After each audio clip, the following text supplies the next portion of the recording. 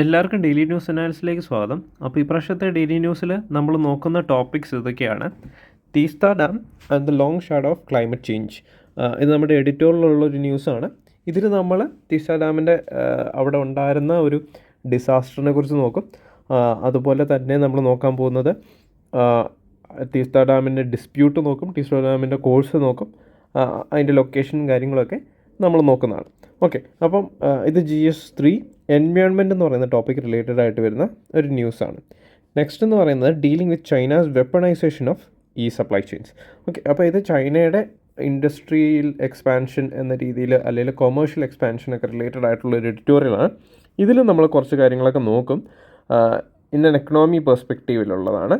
അതിൻ്റെ കൂട്ടത്തിൽ തന്നെ നമുക്കിതൊരു ഇൻ്റർനാഷണൽ റിലേഷൻസ് എന്ന രീതിയിലും നമുക്ക് ഈ ടോപ്പിക്ക് എടുക്കാനായിട്ട് പറ്റും. ഇത് എഡിറ്റോറിയൽ ഉള്ളൊരു ന്യൂസ് തന്നെയാണ്. നെക്സ്റ്റ് എന്ന് പറയുന്നത് ഹോൾസെയിൽ ഇൻഫ്ലേഷനാണിത്. Almost unchanged at 2.31% in January. ഇത് GS3 എക്കണോമി ടോപ്പിക് റിലേറ്റഡ് ആയിട്ടാണ്. നമ്മൾ ഇതിനകത്ത് WPI എന്താണെന്ന് നോക്കും. WPIയും കൺസ്യൂമർ പ്രൈസ് ഇൻഡെക്സും ഹോൾസെയിൽ പ്രൈസ് ഇൻഡെക്സിൻ്റെ ഡിഫറൻസും കാര്യങ്ങളൊക്കെ പ്രിലിംസ് പെർസ്പെക്റ്റീവിൽ നമ്മൾ നോക്കുന്നതായിരിക്കും. അതുപോലെ തന്നെ പ്രിലിംസ് പെർസ്പെക്റ്റീവിലുള്ള കുറച്ച് PYQസും നമ്മൾ നോക്കുന്നതാണ്. ഓക്കെ, ഫസ്റ്റ് ന്യൂസ് എന്ന് പറയുന്നത് Teesta dam and the long shadow of climate change. Teesta 3 dam in Sikkim suffered A severe damage after A glacial leak outburst flood on October 2023. Over 100 people died and 80,000 plus were affected downstream. The disaster was worsened by a moraine glacial debris failure, sending waves and landslides further down the valley. ഇപ്പോൾ disaster management പെർസ്പെക്റ്റീവിൽ എങ്ങനെയാണ് ഈ ഒരു disaster നമ്മൾ നോക്കുന്നത്? ഒന്ന്, link between climate change and increased risk, അതായത് global warming and black carbon accelerates glacier melting increase ചെയ്യാനായിട്ടുള്ളൊരു കാരണമാണ് ബ്ലാക്ക് കാർബൺ അല്ലെങ്കിൽ സൂത്ത് എന്ന് പറയും. മോർ ഫ്രീക്വൻറ്റ് ഗ്ലേഷ്യൽ ഔട്ട്ബേസ്റ്റുകൾ ഉണ്ടാകുന്നുണ്ട്, pausing greater risk to dams, infrastructure and communities downstream. പിന്നെ Himalayan glacier study findings. The number of glacial lakes in Himalayan region grew by 10.8% between 2001 to 2024. Their combined surface area increased by 33.7%. More water accumulation increases flash flood potential. Non-compliance with disaster guidelines. അതായത് Teesta 3 dam was built in a high-risk seismic zone prone to landslides. It violated a 1996 notification that required 51% equity ownership by Sikkim. Okay, പിന്നെ engineering and structural failures നമ്മൾ നോക്കുകയാണെങ്കിൽ dams and landslide vulnerability. ഈ dam എന്താണ്, use concrete armour instead of stronger rock reinforcements, making it more susceptible to floods. The dam's failure mirrored past disasters such as Uttarakhand floods 2013, which collapsed multiple hydro projects.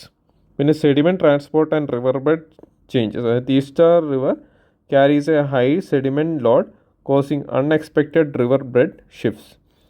Blockages from landslides increased flood severity as excess water was suddenly released when natural dams fail. പിന്നെ socio economic impact and community preparedness, devastation of livelihoods, അതായത് farms, fisheries, homes എല്ലാം affected ആണ്. Washed away ആയി സിക്കിമിൻ്റെ കേസിലും north ബംഗാളിലൊക്കെ. Bangladesh also face downstream flooding disrupting agriculture and water supplies. Poor early warning systems. Residents had little or to no advance notice of the flood. Existing flood monitoring did not account to the glacial outburst. Okay, പിന്നെ recovery challenges. Dam construction debates delayed compensation and rehabilitation.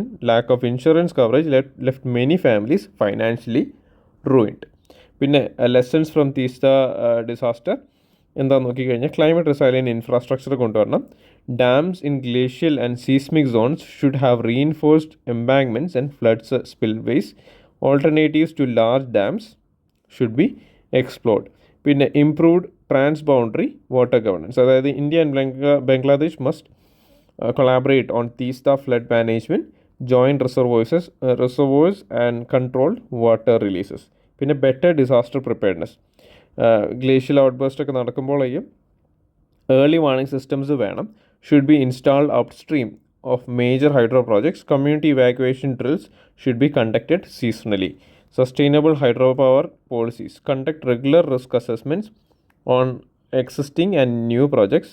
Implement a strict environmental impact assessment framework before approving dam constructions. പിന്നെ തീസ്ത റിവറിനെ കുറിച്ചാണ് നമ്മൾ നോക്കുന്നത്. Teesta river originates from Kangse glacier in ചർമുൽക്കെ Sikkim. Course എന്ന് പറയുന്നത് flows through Sikkim and West Bengal before entering Bangladesh. Drains into the Bay of Bengal. Tributary of Brahmaputra river ആണ്, known as Jamuna in Bangladesh. Significance എന്താണെന്ന് ചോദിച്ചു കഴിഞ്ഞാൽ Teesta barrage dam is crucial for irrigations in areas between Patma and Jamuna rivers, fourth largest river in Bangladesh after Patma, Ganga and Meghna. Covers 14% of Bangladesh's total cropped area and provides livelihoods to 73% of the population. Essential for North Bengal, supplying water to several districts in West Bengal. However, dry season water shortages affect both India and Bangladesh, leading to disputes. Okay, തീസ്താർ water conflict എന്താണ്? Okay, transboundary നേച്ചറിലാണ്, അതായത് ബംഗ്ലാദേശും ഇന്ത്യയും തമ്മിലുള്ള conflict ആണ്. Share 54 transboundary rivers including Teesta. The main dispute revolves around the distribution of Teesta's water especially during the dry season. Key issues എന്താണെന്ന് ചോദിച്ചു കഴിഞ്ഞാൽ ബറാജ് കോൺഫ്ലിക്റ്റ് ആണ്. India operates the Gajoldoba barrage in West Bengal. Bangladesh uses the Dalia barrage in Lamorha district. Both nations withdraw water for irrigation, impacting the water flow. Hydropower projects, 26 hydroelectric power projects on Teesta aims to produce 50,000 megawatt of electricity. These projects alter water flow, affecting both irrigation and biodiversity. Seasonal crisis നോക്കി കഴിഞ്ഞാൽ 5 districts in Bangladesh face severe water shortages between December and May. India claims a 55% share of Teesta River for irrigation in North Bengal, stating it needs more water to expand farmland irrigation. Bangladesh argues for a fairer share, citing economic and agricultural dependence. പിന്നെ past agreements and unresolved disputes നമ്മൾ നോക്കുകയാണെങ്കിൽ in 1972 India and Bangladesh formed a joint river commission to manage 54 rivers, but only the Ganga Water Treaty 1996 has been successfully implemented. 1983 an ad hoc agreement was reached. India received 39%, Bangladesh 36%, 25% unallocated ആയിട്ട് കിടപ്പുണ്ട്. 2011 ഒരു agreement propose ചെയ്തു. അതിൽ ഇന്ത്യക്ക് 42.5%, ബംഗ്ലാദേശിന് 37.5%. പക്ഷേ ബംഗ്ലാദേശ് അത് oppose ചെയ്തു. In 2017 to present issue remains unresolved, causing seasonal water disputes between the two nations. Okay, അപ്പോൾ നെക്സ്റ്റ് ന്യൂസ് എന്ന് വെച്ചാൽ ഡീലിംഗ് വിത്ത് ചൈനാസ് വെപ്പണൈസേഷൻ ഓഫ് ഈ സപ്ലൈ ചെയിൻസ് ആണ്. The recent geopolitical tensions between India and China has extended beyond traditional security concerns into the realm of economic warfare. One such example is China's strategic control over global supply chains, particularly in high-end electronics manufacturing. A recent incident involving the disruption of Apple's Foxconn operations in India due to restrictions on critical manufacturing equipment underscores China's ability to influence global production networks. This development raises concerns about India's economic security and self-reliance in the electronic sector. Okay, China's strategy and control over e-supply chains. Dominance in advanced machinery and workforce ആണ്. China has a near monopoly on certain critical manufacturing equipment required for high-end electronics. Its workforce is highly integrated with global production, making it difficult for companies to shift operations elsewhere. By limiting the supply of key components, China can disrupt manufacturing in countries trying to establish themselves as alternative hubs. പിന്നെ policy tools to regulate global trade, അതായത് China enforces strict regulations on the flow of capital, technology and human resources, making foreign companies dependent on its ecosystem. It uses its dominant position in global supply chains to exert political and economic pressure on rival nations. The Chinese government has historically used restrictive policies to prevent knowledge transfer to foreign markets. അപ്പോൾ ചൈനയുടെ restrictions ഇന്ത്യനെ എങ്ങനെയാണ് affect ചെയ്യുന്നത്? Disruptions in supply chains affect India's ambitions to become a global manufacturing hub. India's electronics industry, still dependent on Chinese imports, faces slowdown in production. Such tactics strengthen China's negotiating position in trade and diplomatic disputes. Okay.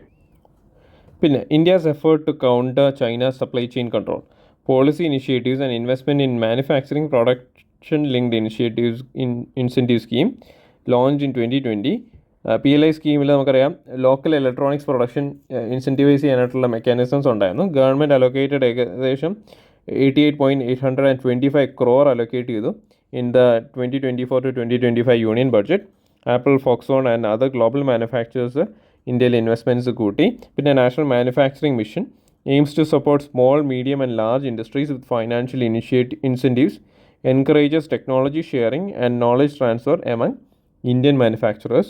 India's push for diversification. India is strengthening trade relations with alternative markets like Vietnam, Mexico and Taiwan.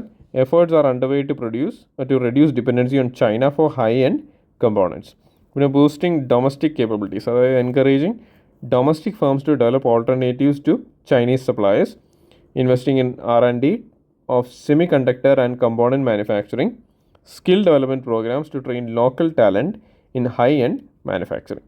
പിന്നെ global alliances strengthen ചെയ്യുക, അതായത് collaborating with US, Japan and Europe to secure supply chains, partnering with Taiwan for semiconductor manufacturing and advanced electronics production, participation in the Quad and strategic alliances to counter China's influence. Okay, അപ്പോൾ ഇങ്ങനെ വരുമ്പോഴേക്കും എന്തൊക്കെ challenges ആണ് നമ്മൾ ഈ ഒരു China ഡിപ്പെൻഡൻസിനെ കുറയ്ക്കുമ്പോഴേക്കും ഉണ്ടാകുന്നത്? ഒന്ന് കോസ്റ്റ് ഫാക്ടറാണ്. Shifting supply chains is expensive and India needs long term investments. പിന്നെ infrastructure deficits. India still lacks a scale and efficiency of China's manufacturing hubs. പിന്നെ ടെക്നോളജിക്കൽ ഗ്യാപ്സ് ആണ്. Dependency on Chinese suppliers remains in areas like semiconductors, rare earth minerals and lithium ion batteries. പിന്നെ bureaucratic hurdles, delays in clearances, policy inconsistencies and regulatory challenges slow down investments. Okay, way forward നമ്മൾ നോക്കുമ്പോൾ strengthening India's position, building a resilient electronic supply chain, expanding indigenous component manufacturing to reduce import dependency, strengthening research institutions and investing in semiconductor production. പിന്നെ strategic partnership for technology transfer നമ്മൾ നോക്കുകയാണെങ്കിൽ enhancing collaborations with Taiwan, Japan, the US and Europe in key technology areas, encouraging foreign companies to set up R&D centres and manufacturing units in India. പിന്നെ sustainable policy implementations ഇതിൻ്റെ ഒരു പാർട്ടാണ്. Ensuring continuity in incentive schemes like PLI to attract long term investments, simplifying bureaucratic processes to boost investor confidence. പിന്നെ strengthening work force and infrastructure, അതായത് increasing vocational training in high-end electronics manufacturing, developing industrial corridors with world-class infrastructure. പിന്നെ നമ്മളൊരു conclusion കൊടുക്കുകയാണെങ്കിൽ നമുക്കറിയാം China India conflict territory wise ആണെങ്കിലും ഇപ്പം economic പെർസ്പെക്റ്റീവിലാണെങ്കിലും ഒക്കെ repeated ടോപ്പിക്കാണ്. ബട്ട് ഈ പറഞ്ഞ ഡേറ്റാസൊക്കെ you should be able to add on to your answer. Okay, കാരണം എല്ലാവരും ആഡ് ചെയ്യുന്ന പോയിൻറ്റ്സൊക്കെയാണ്. ഇതൊക്കെ മിസ് ഔട്ട് ആയി കഴിഞ്ഞാൽ അത് നമ്മുടെ ഫോൾട്ടായിരിക്കും. ഓക്കെ, കൺക്ലൂഷൻ നമ്മൾ കൊടുക്കുകയാണെങ്കിൽ China's വെപ്പണൈസേഷൻ of supply chains poses a significant challenge to India's manufacturing ambitions. While China has taken crucial steps to boost domestic production and reduce dependency, sustained policy support, investment in R&D and strategic global partnerships are essential to achieving long-term self-reliance. The coming decade will be critical in determining whether India can establish itself as a viable alternative in global electronics manufacturing and mitigate China's economic influence. Okay, അപ്പോൾ നമ്മൾ next news economic പെർസ്പെക്റ്റീവിലുള്ളൊരു news തന്നെയാണ്. അത് WPAയും CPI ഒക്കെ base ചെയ്തിട്ടാണ്.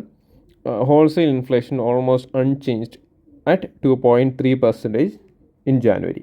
അപ്പോൾ wholesale price index is a critical indicator of inflation that measures changes in prices of goods sold in bulk by businesses. The latest data from the Ministry of Commerce and Industry indicates that WPI inflation eased marginally from 2.37% in December 2023 to 2.31% in January 2024. This decrease was driven by a slowdown in food inflation, although rising manufacturing costs partially offset this relief. The data also reflects long-term trends, including a sharp decline in WPI inflation in April 2023, which it fell into negative territory after 33 months. Okay, അപ്പോൾ നമ്മൾ WPIയുടെ എന്തുകൊണ്ടാണ് ഇങ്ങനെ stagnant ആയിട്ട് നിൽക്കുന്നത് എന്നുള്ളൊരു റീസണും കാര്യങ്ങളാണ് നോക്കുന്നത്. പക്ഷേ നമുക്കറിയാം പ്രിലിംസ് എടുക്കാറായി, അപ്പോൾ നമുക്ക് WPIയും CPI ഒക്കെ എന്താണെന്ന് അറിഞ്ഞിരിക്കാം. അതിൻ്റെ കുറച്ച് ക്വസ്റ്റ്യൻസും കൂടി നോക്കി വെച്ചേക്കാം. Okay, understanding the wholesale price index. What is WPI? WPI measures changes in prices of goods traded in bulk between businesses. It is published by the Office of Economic Advisor, Ministry of Commerce and Industry. The base year of WPI calculations was revised from 2004 to 2005 to 2011 to 2012 in 2017. It is a key inflation indicator but does not directly reflect retail consumer prices. Okay, weightage of WPI components നമ്മൾ നോക്കുവാണെങ്കിൽ major groups primary articles ഉണ്ട്, fuel and power ഉണ്ട്, manufacture products ഉണ്ട്, food index ഉണ്ട്. Okay, weightage വരുമ്പോൾ primary articles, അതായത് food articles, serials, vegetables,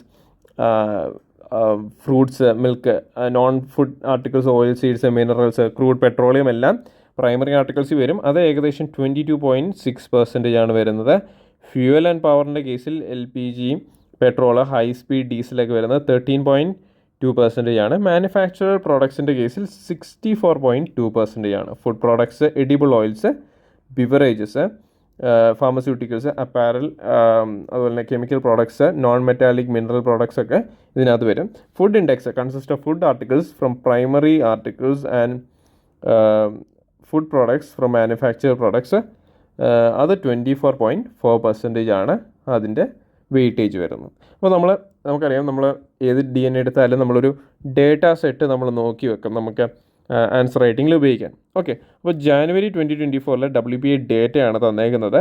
WPI inflation fell slightly from 2.37% in December 2023 to 2.1% in January 2024.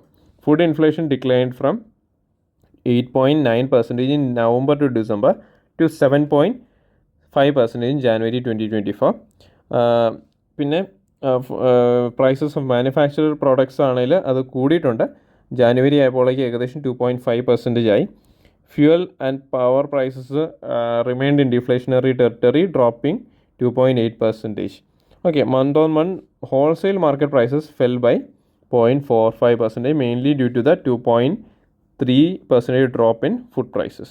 Food price trends നമ്മൾ നോക്കുവാണെങ്കിൽ vegetables were 8.35% costlier than notable price increases. പൊട്ടറ്റോയുടെ കേസിലാണെങ്കിലും ഓണിയൻ്റെ കേസിലൊക്കെ ആണെങ്കിലും ഇൻക്രീസസ് ഉണ്ട്. പിന്നെ ഏപ്രിൽ 2023 WPI ഡിഫ്ലേഷൻ നമ്മൾ നോക്കുകയാണെങ്കിൽ WPI inflation return negative in April 2023, 3-year low. Declining prices of basic metals, food products, mineral oils, അതൊക്കെ ഈ ഒരു ഡിഫ്ലേഷന് കാരണമായി. Okay, factors influencing WPI inflation. High base effect ആണ്. WPI inflation remains moderate due to high base effect from previous years inflation spikes. പിന്നെ global commodity prices, easing global commodity prices help lower manufacturing inflation. Oil prices remain a key determinant of fuel and power inflation. Food inflation and monsoon prospects നമ്മൾ നോക്കുകയാണെങ്കിൽ prices of food grains, particularly wheat and cereals, fluctuate based on supply conditions. A good monsoon can ease food inflation, while a poor monsoon raises concerns over kharif crop yields. Okay, അപ്പോൾ WPIയും CPIയും തമ്മിലുള്ള difference അറിഞ്ഞിരിക്കുക. Measures influence എങ്ങനെയാണ്, അതായത് wholesale ലെവലാണ് WPI വരുന്നത്. Producer price index ആണ്. Consumer price index basically എന്താണ്, retail ലെവലിലുള്ള മെഷർമെൻ്റ് ആണ്. വെയിറ്റേജ് കേസിൽ more weightage to manufacture goods ആണ് WPIയിൽ, more weightage to food and services and പ്രൊഡക്ട്സിനാണ് കൂടുതൽ വെയിറ്റേജ് CPIയിൽ കിട്ടുന്നത്. സർവീസസ് ഇൻക്ലൂഡഡ് ആണോ WPIയിൽ? അല്ല. അതേസമയം CPIയിൽ സർവീസസ് ഇൻക്ലൂഡഡ് ആണ്. ബേസ് ഇയർ 2011 to 2012 ആണ്. CPIയുടെ കേസിൽ 2012 ആണ്. Okay, policy implications and government measures നമ്മൾ നോക്കുകയാണെങ്കിൽ addressing food inflation, stock monitoring to prevent hoarding and ensure fair pricing, boosting agricultural outputs, investments in irrigation, storage and logistics to reduce supply shocks, managing fuel and power cost, diversifying energy resources to reduce dependency on volatile global oil markets, expanding renewable energy investments to ensure long term price stability. പിന്നെ strengthening manufacturing സെക്ടറാണ്. PLI schemes domestic manufacturing improve ചെയ്യാനായിട്ട് ഉപയോഗിക്കണം. Supply chain improvements വേണം raw material cost reduce ചെയ്യാനായിട്ട്. പിന്നെ strengthening monetary policy measures, അതായത് uses RBI എന്താണ് WPI CPI data use ചെയ്തിട്ടാണ് റെപ്പോ റേറ്റ് ചേഞ്ചസ് വേണോ, അതുപോലെ തന്നെ ലിക്വിഡിറ്റി മാനേജിനൊക്കെ യൂസ് ചെയ്യുന്നത്.